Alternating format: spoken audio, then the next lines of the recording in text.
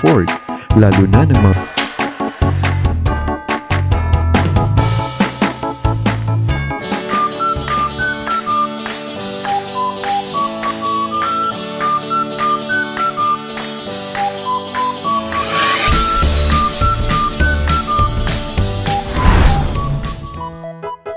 What's up mga kachinoys? It's the most beautiful season of the year dahil fall na or autumn as they call it in other countries. And for today's vlog ay pumunta tayo sa small town ng Waterford.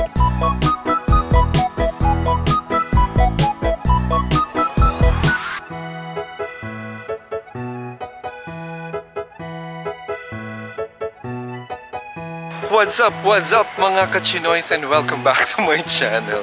Yay! Nasaan ba tayo? Waterford. Ayan, ibang pangalan ano, Waterford, merong Waterdown. So first time namin pumunta dito through the recommendation of Joji. Alam mo, grabe ang saya rito. Nakakatuwa dito guys, ang saya kasi first time namin nakakita ng maraming tao. So talagang ano naman, worth it yung pagpunta namin kahit hapon na. At saka grabe, ang lahat ng mga bahay dito, especially dito sa Main Street, ay naka-decorated na ng Halloween. Ang ganda ng aura kasi fall, alam mo yon. So ang gaganda ng kulay ng mga puno. Guys, tingnan nyo yung bahay dito, yung mansion, oh. May aswang. Nagsasalita pa siya. Merong witch. Tsaka may walis pa, may malaking walis. 1902.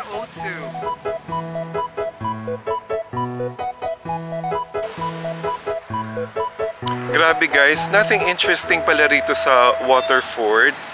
Napakaliit lang talaga, and imagine, isa lang ang fast food nila which is McDonald's. May isang Tim Hortons and gasoline shop, that's it. Kung tayo nag-e-effort tayo ng Christmas, dito naman ay pang Halloween. Ayan, dyan sila nag-e-effort ng decorations.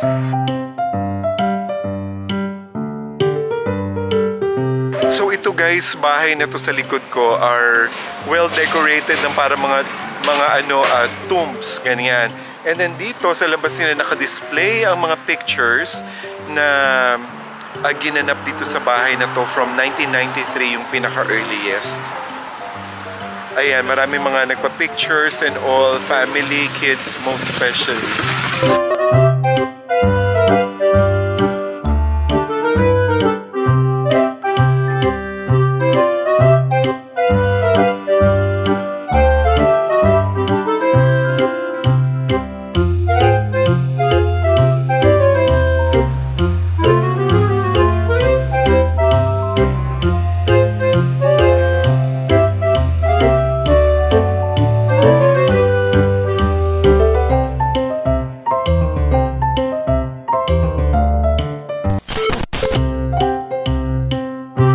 So, eto na guys, sa likod ko yung Pumpkin Fest.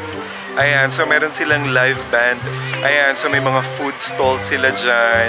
And then, of course, maraming tao. And let's see what's inside.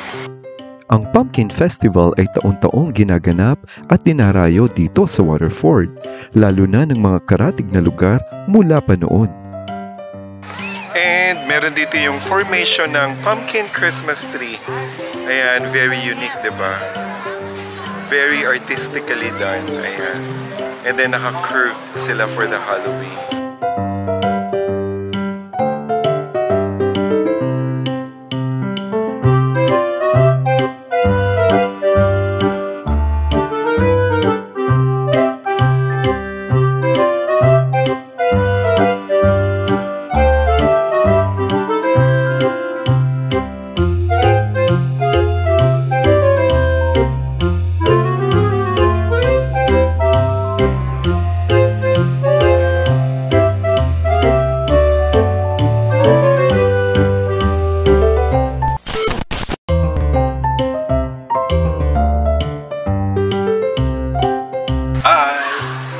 Welcome to Maker's Market here in Waterford.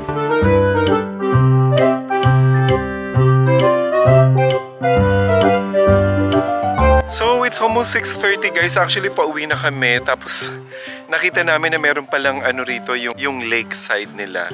So pinuntahan namin, this is still part of the downtown. Kaya nagpark kami ulit at bumaba.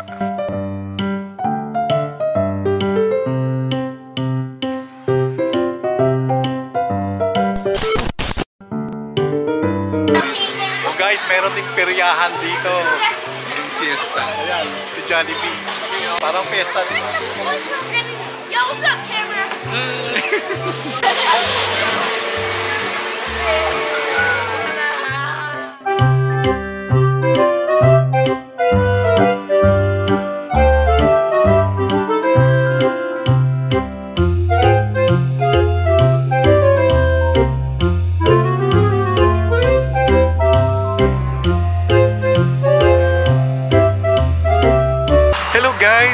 Andito tayo sa main street pa rin ng Norfolk na ba to?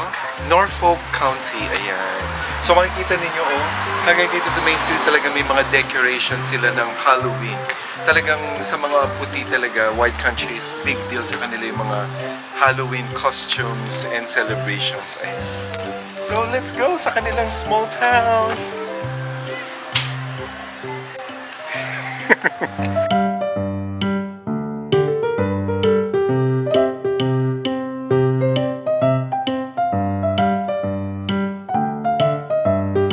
Guys, tingnan niyo yung pusa.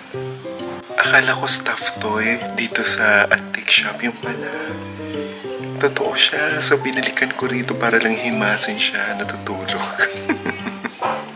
Grabe, ang laki-laki at taba. Cute.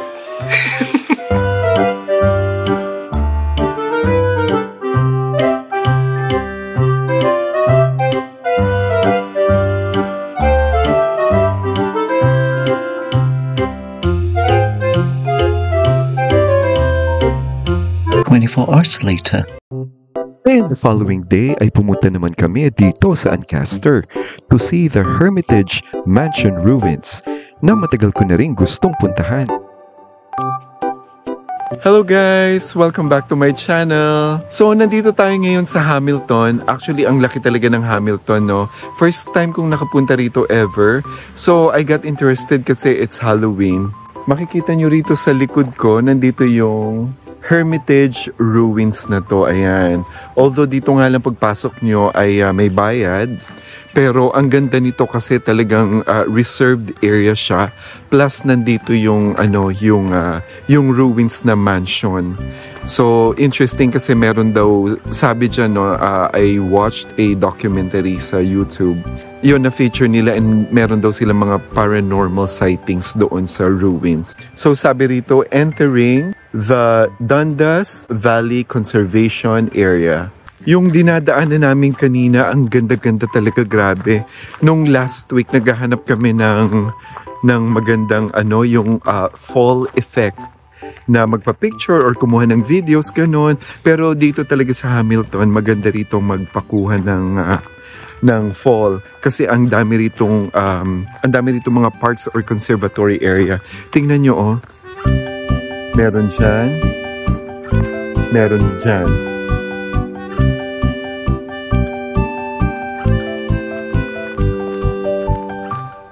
Nakakatuwa naman guys kasi tingnan nyo, ang ganda dun sa taas yung sa tuktok. Yellow na yellow yung mga puno. At saka nagpakita yung haring araw. It's already 5:30. So, merong special participation dito yung aking friend from Hamilton. Say hi! Diba? Ganda-ganda ng hair niya. I was just wondering kung paano niya napanatili na healthy and glowing ang kanyang hair. Grabe guys, ang ganda rito. Parang paraiso. Tingnan nyo. Tingnan nyo.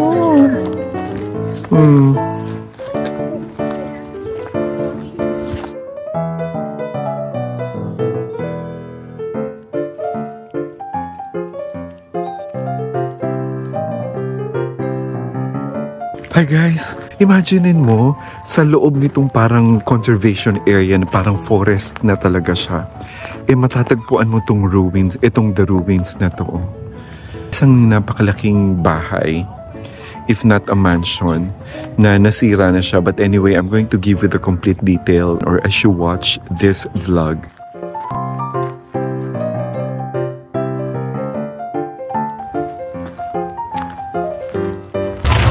Welcome guys dito sa The Ruin Mansion. Let's go.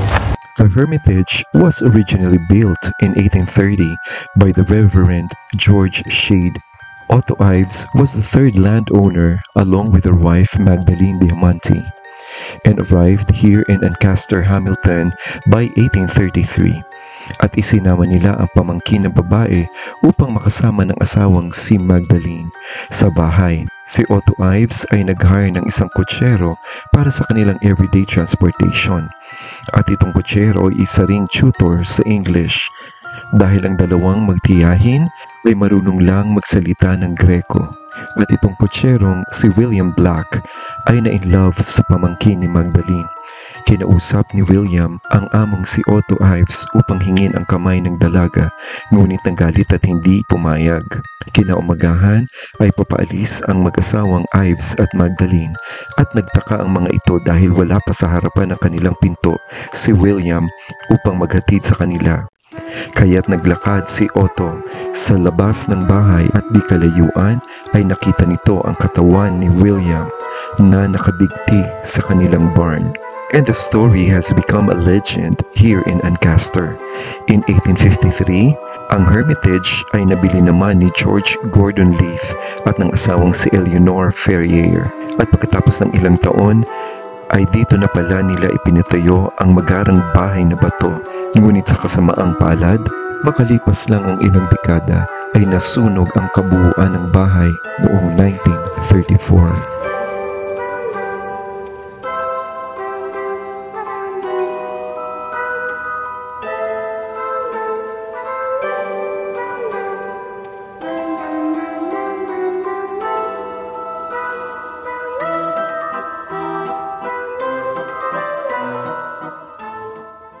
Ayan, grabe guys. So, talagang ano siya, talagang mansion siya. So, imaginein mo tong tinatapakan ko ito. So, this is a part of the house. So, ito yung part ng ruins din.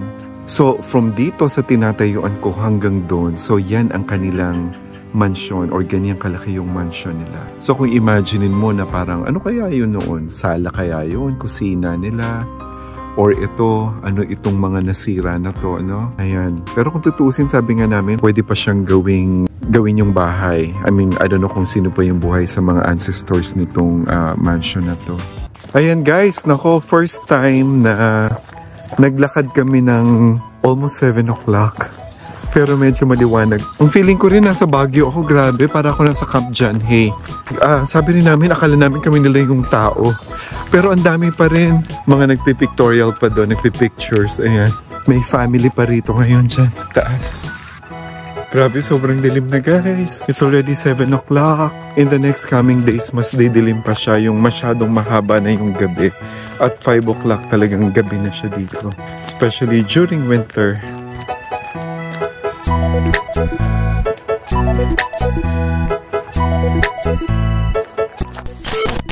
And at the end of the day, ay nag-dinner na rin kami here at Din Min Mai Pho, a Vietnamese restaurant here in Hamilton.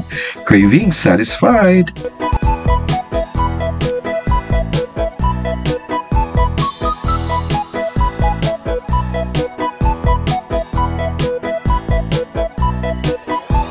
And there you have it mga kachinoys. If you are not subscribed yet to my channel, please don't forget to subscribe, like, and hit the notification bell for my latest videos.